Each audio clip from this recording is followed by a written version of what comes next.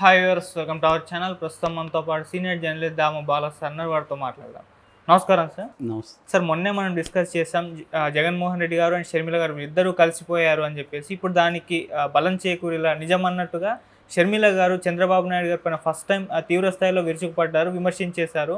అంటే బీజేపీ నుంచి నువ్వు 10,000 కోట్లు తీసుకురా, 1000 కోట్లు తీసుకురా అన్నట్టుగా మాట్లాడుతున్నారు సార్. అసలు ఏం విమర్శలు చేశారు? మరి ఫస్ట్ టైం ఈ విధంగా చంద్రబాబు నాయుడు గారి పట్ల విమర్శలు చేయడం పట్ల మీ ఒపీనియన్ ఏంటి సార్? ముందు నుంచి కూడా షర్మిల జగన్ మీద రాళ్ళేయడం, చంద్రబాబు మీద పూలేయడం అనే కాన్సెప్ట్ కనబడుతుంది. అందుకనే షర్మిలకు కూడా విపరీతంగా ఎలివేషన్ అనేది తెలుగుదేశం నాయకులు కావచ్చు, మీడియా కావచ్చు ఇచ్చారు. పవన్ కళ్యాణ్ లాంటి వాళ్ళు కూడా సొంత చెల్లికి అన్యాయం చేశాడు జగన్ అని వెళ్ళారు. కొంతవరకు షర్మిల జగన్ ఓటమికి పరోక్షంగా కారణమైంది, కొన్ని చోట్ల ప్రత్యక్షంగా కూడా కారణమైంది. ఎందుకంటే ఎప్పుడైనా కూడా బయట వాళ్ళు విమర్శలకి ఉండే వాల్యూ వేరు, ఇంట్లో ఉండేవాళ్ళు విమర్శిస్తే వేరు, ముఖ్యంగా ఆడవాళ్ళు. సో సొంత చెల్లెలే నాకు అన్యాయం చేశాడు మా అన్న అని వీధుల్లోకి వచ్చి ఇతను అసలు మా నాన్నకి ఇతను వారసుడే కాదు అన్న విధంగా ఆమె వెళ్ళడం వల్ల ఖచ్చితంగా అది పనిచేసింది. ముఖ్యంగా మహిళల్లో అది కొంత వెళ్ళింది. సొంత చెల్లికే న్యాయం చేయలేనోడు రేపు మనకేం చేస్తాడు అన్నట్టుగా ఇదైంది. కొంతవరకు పనిచేసింది, పూర్తిగా కాకపోయినా. ఆ కొంత చాలు కదా, ఓటమికి ఎంత కావాలి ఇవాళ. సో దానివల్ల ఆయనకి 40% ఓట్లు వచ్చినప్పటికి కూడా జగన్కి అది సీట్లకి కన్వర్ట్ కాలేదు, కేవలం 11 సీట్లకే పరిమితమయ్యాడు. సో షర్మిల ఒక రకంగా తెలుగుదేశానికి ఉపయోగపడింది, కూటమికి. సో ఆ తర్వాత కూడా ఎన్నికలు అయిపోయి ఎన్డీఏ కూటమి అధికారంలోకి వచ్చి దేశవ్యాప్తంగా కాంగ్రెస్కి ఎన్డీఏకి మధ్య వారు జరుగుతుంటే ఇక్కడ మాత్రం షర్మిల ఎన్డీఏ కూటమి మీద విమర్శలు చేయకుండా జగన్ మీదనే మొన్నటి వరకు చేసుకుంటూ వచ్చింది.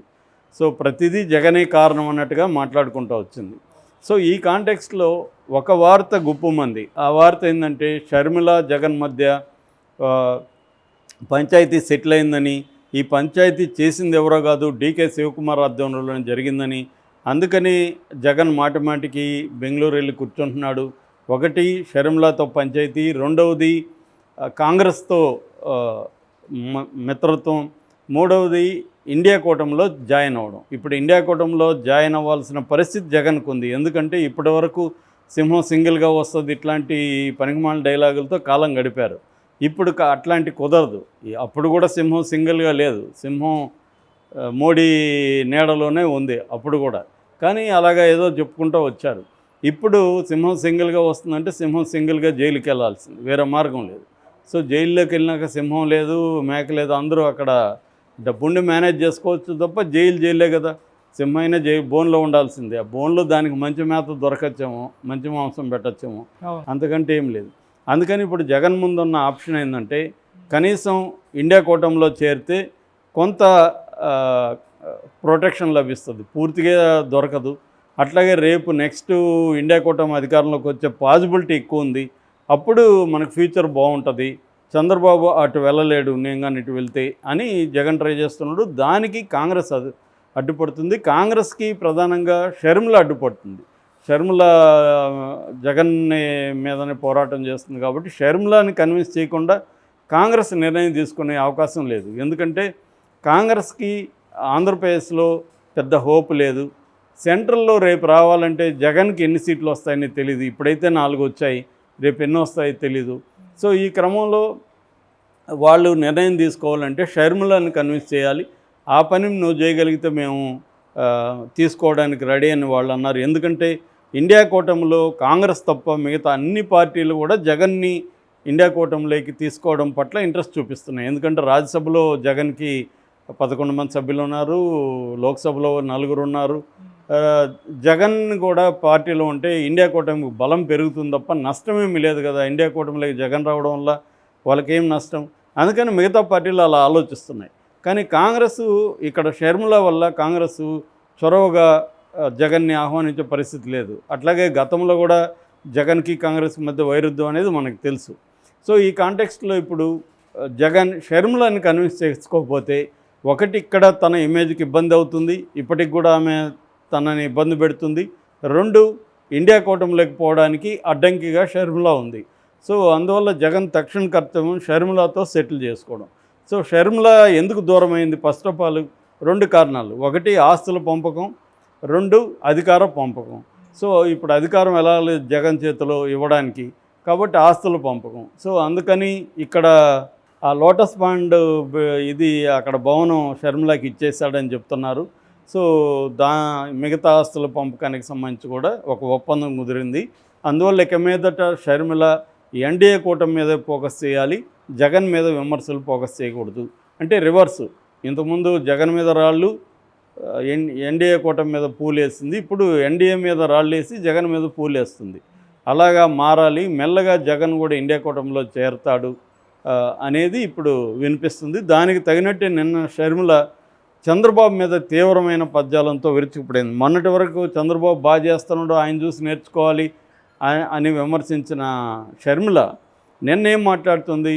దాదాపు 7 లక్షల మంది నిరాశ్రయులు అయితే ఈ ప్రభుత్వం నిద్రపోతుందా? చంద్రబాబే 6,809 కోట్లు నష్టం జరిగిందని చంద్రబాబు ప్రకటించాడు. అందులో ₹1 ఏమైనా కేంద్రం నుంచి తీసుకురాగలిగాడా చంద్రబాబు? ₹1 కూడా రాలేదు. వాళ్ళు వచ్చారు పోయారు, నివేదికలు అన్నారు, ఇప్పటివరకు ఒక పైసా ఇవ్వలేదు. మరి చంద్రబాబు ఏం చేస్తున్నాడు? నిద్రపోతున్నాడా? ఈ ఎన్డీఏ కూటమిలోని చంద్రబాబు బయటికి రావాలి, మోడీకి సరెండర్ అయిపోయాడు చంద్రబాబు, మోడీ అంటే వణుకుతున్నాడు, ఇలాగా ఆమె మాట్లాడింది. అట్లాగే చంద్రబాబు చిన్నపిల్లల దగ్గర కలెక్ట్ చేస్తుంటే సిగ్గుపడాల్సిన విషయం, చిన్నపిల్లల దగ్గర కాదు మీరు కలెక్ట్ చేయాల్సింది, మోడీ దగ్గర కలెక్ట్ చేయండి అని కూడా ఆమె విమర్శింది. నిజానికి ఆమె విమర్శలు తప్పేం లేదు. చంద్రబాబు మోడీని ఏ రకంగానూ ప్రెజర్ చేసే పరిస్థితుల్లో లేడు. కనీసం ఇక్కడ కాంగ్రెస్ ఉన్నప్పటికీ రేవంత్ రెడ్డి కొంత ప్రెజర్ చేయగలుగుతున్నాడు, కానీ చంద్రబాబు జీరో. మాకింత కావాలని అడగడము, డిమాండ్ చేయడము చేయట్లేదు. ఇక్కడ రేవంత్ రెడ్డి కానీ కాంగ్రెస్ నాయకులు డిమాండ్ చేస్తున్నారు. ఎందుకంటే రాష్ట్రాల నుంచి పన్నుల రూపంలో మీరు కేంద్రం తీసుకెళ్తుంది కదా, సో మాకు ఒక కలామిటీ జరిగినప్పుడు, నేచురల్ కలామిటీ జరిగినప్పుడు ఆదుకోవాలి కదా అని రేవంత్ రెడ్డి కానీ కాంగ్రెస్ నాయకులు కానీ మోడీని డిమాండ్ చేస్తున్నారు తప్ప చంద్రబాబు చేయట్లేదు. నిజానికి చంద్రబాబు బ్రహ్మాండంగా చేయొచ్చు. ఎందుకని ఆంధ్రప్రదేశ్ నుంచి 21 మంది ఎమ్మెల్యేలు ఎంపీల మద్దతు లేకుండా ఎన్డీఏ కూటమి అక్కడ అధికారంలో ఉండే పరిస్థితి లేదు. ఓకే, కాబట్టి చంద్రబాబు చాలా స్ట్రాంగ్గా మోడీని డిమాండ్ చేయొచ్చు, మీరు ఇస్తారా లేదా అని చెప్పచ్చు. కానీ ఇప్పటివరకు చూస్తే పోలవరంకి ఇంకా ఫండ్స్ రాలేదు, అమరావతికి ఏమో అప్పు ఇప్పించారు. అప్పు ఇప్పించడానికి వాళ్ళెవరు? అమరావతికి ఈయనే తెచ్చుకోవచ్చు కదా అప్పు. అంత తప్ప ఏమీ చేయలేదు. ఏదో వెనకబడిన జిల్లాలని కొంత రాల్చారు తప్ప ఇప్పటి వరకు బడ్జెట్లో కానీ పోస్ట్ బడ్జెట్ దీంట్లో కానీ ఆంధ్రప్రదేశ్కి ఏ రకంగానూ హెల్ప్ అనేది కేంద్రం నుంచి రాలేదు. పోనీ ఇప్పుడు ఇక్కడ విజయవాడ వరదల్లో ఈ పెద్ద స్థాయిలో వాళ్ళు గవర్నమెంట్ ఇచ్చిన లెక్కల ప్రకారమే 6,800 కోట్ల నష్టం జరిగిందంటే ఖచ్చితంగా అనఫిషియల్గా 10-15 వేల కోట్ల నష్టం జరిగి ఉంటుంది. ఇందులో కనీసం 2,000-3,000 కోట్లైనా రిలీజ్ చేసి తక్షణం ఆదుకోవాల్సిన అవసరం ఉంది. ఎందుకంటే వరదల్లో మన చాలా మీడియా వెళ్ళి కవర్ చేసింది. వరదల తర్వాత ప్రజల జీవితం ఎలా ఉంది, వాళ్ళ షాపుల్లో వస్తువులు, పిల్లల బ్యాగుల దగ్గర నుంచి సర్టిఫికేట్లు అన్నీ కూడా వరదల్లో నాశనం అయిపోయింది. ఇది కోలుకోవాలంటే అంత ఈజీ కాదు. నేను దాని మీద ప్రత్యేకమైన వీడియో కూడా చేశాను. జబ్బులు విపరీతంగా పెరిగిపోయినాయి, అంటువ్యాధులు, దాని తర్వాత మానసికంగా అనేక రకమైన మెంటల్ డిజార్డర్స్ వచ్చేసాయి. తర్వాత వాళ్ళ లైవ్లీహుడ్లన్నీ కూడా రూయిన్ అయిపోతాయి. సో చిన్న షాప్ పెట్టుకుంటాడు, చిన్న చెక్క పని ఎవరో చేసుకుంటుండొచ్చు, కార్పెంటరీ, ప్లంబింగ్, ఇలాంటి వాళ్ళకి అందరికీ ఇప్పుడు లైవ్లీహుడ్లు పోయినాయి. సో అట్లాగే వెహికల్స్, వేలాది వెహికల్స్ నాశనం అయిపోయినాయి.